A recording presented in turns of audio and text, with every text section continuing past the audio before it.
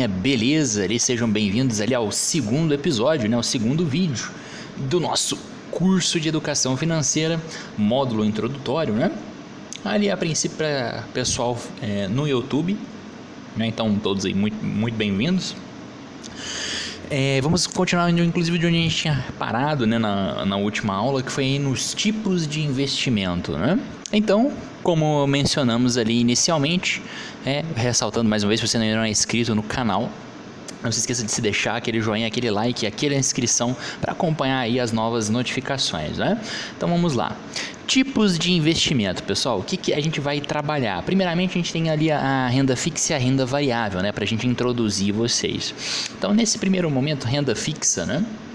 É basicamente um investimento que possui rentabilidade fixa, ou seja, algum indexador. Ah, mas o que é indexador? Pelo amor de Deus, que eu não sei.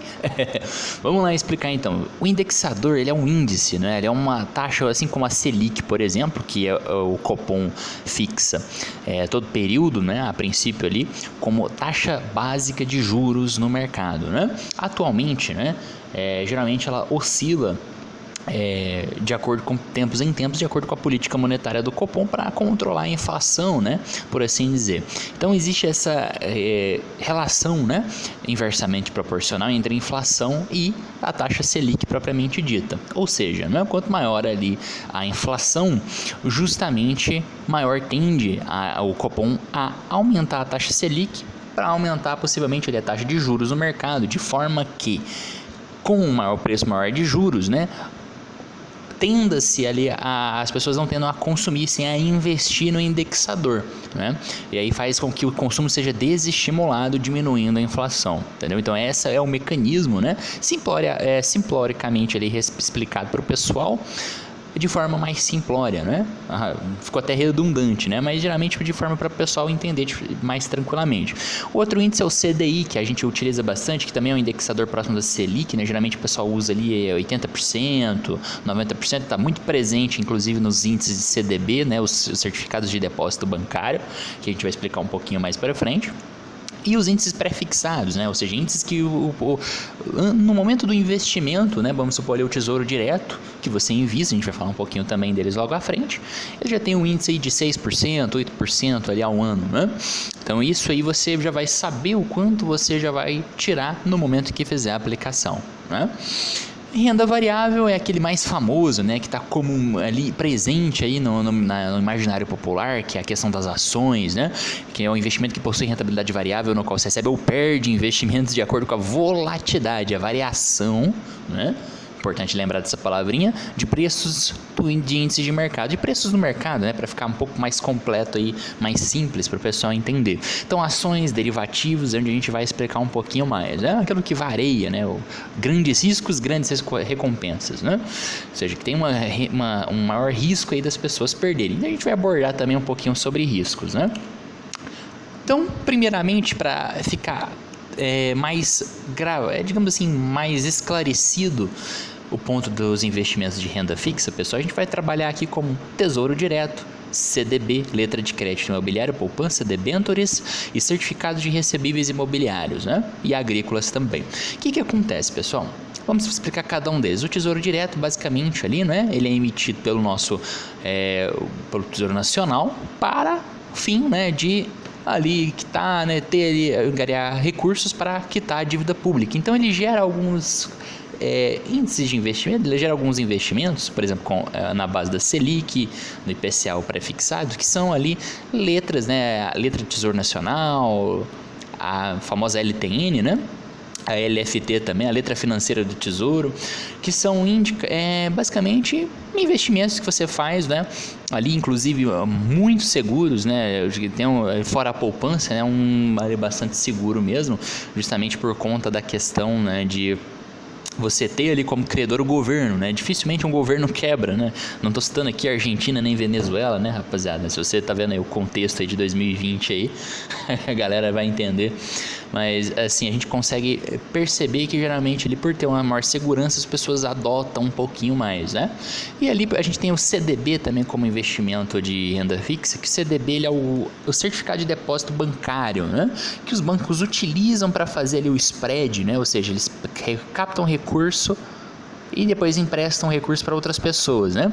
Então, o agente superavitário, que é a pessoa que poupa, na nossa última aula a gente falou disso, empresta dinheiro, né? O banco é um intermediário, empresta dinheiro para a pessoa que não tem dinheiro, né? Ou seja, o agente deficitário. Então existe esse processo através do CDB, essa coleta, uma delas, né? Então o banco, ele, através dos 10 mil ali que você investe, por exemplo, você recebe ali 11%, e o banco, ele geralmente empresta uma taxa um pouco maior para outra pessoa, para que ela gere um spread ou lucro, né, da operação, né, para a pessoa, né? Então aí CDBs são emitidos por diversas instituições bancárias, né? Então temos aí, por exemplo, os bancos comerciais, né? Os bancos de crédito de forma geral, né? Os mercantis.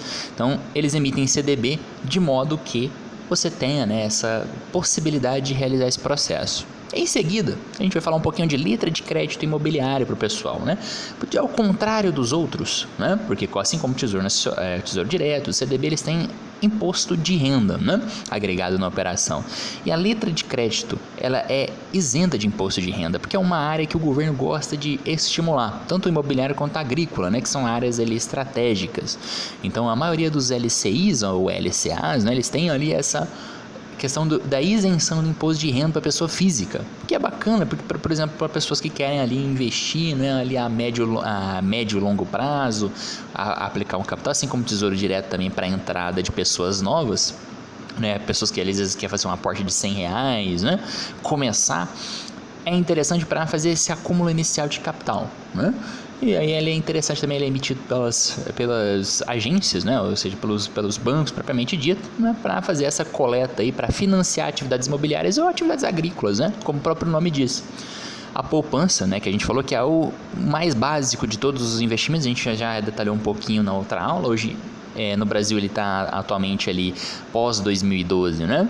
Ele é calculado da forma de taxa referencial mais 70% da taxa Selic, né?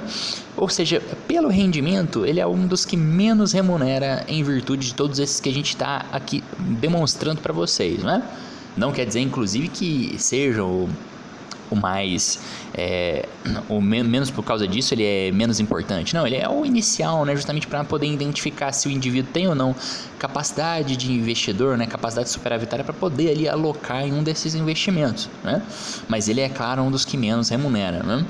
Então a gente tem ali as debêntures também, que são ali justamente esses certificados, né, de emissão das empresas, né? Tem menor risco de crédito, porque geralmente uma empresa, né, o risco em si da operação do crédito, mas eles têm bastante risco, na verdade, ali justamente de liquidez, né? Que a gente fala assim na questão de venda mesmo. Algumas debêntures permitem você subscrever em ações, mas aí já é outra situação ali específica, mais adequada na questão da renda variável, né? Que a gente vai entrar aí no próximo vídeo, né? E essa questão das debêntures propriamente ditas, elas também possuem uma remuneração, também ali são emitidas por empresas para poder ali financiar algum tipo de projeto, algum tipo de processo em si, alguma dívida pública específica da empresa. Então, ela tem N processos ali, mas ela também ela envolve um pouquinho mais de risco que as demais aí que estão ali citadas, né?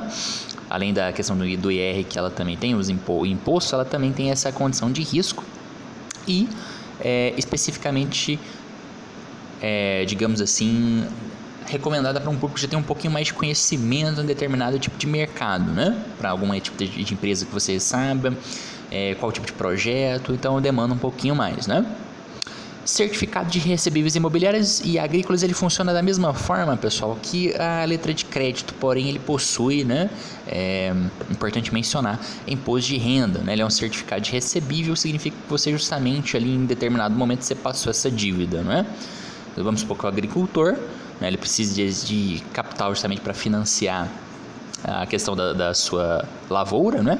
E é uma forma que ele faz para fazer a angariação de capital justamente emitindo aí certificados, né? Emitindo esses recebíveis também para poder ali negociar juntamente, né, com o seu credor na bolsa, justamente para que a dívida dele, a princípio, né, desse credor passe a ser o direito de recebimento de um investidor, né? Então, ainda assim, possui ali o risco no caso da operação em si, né?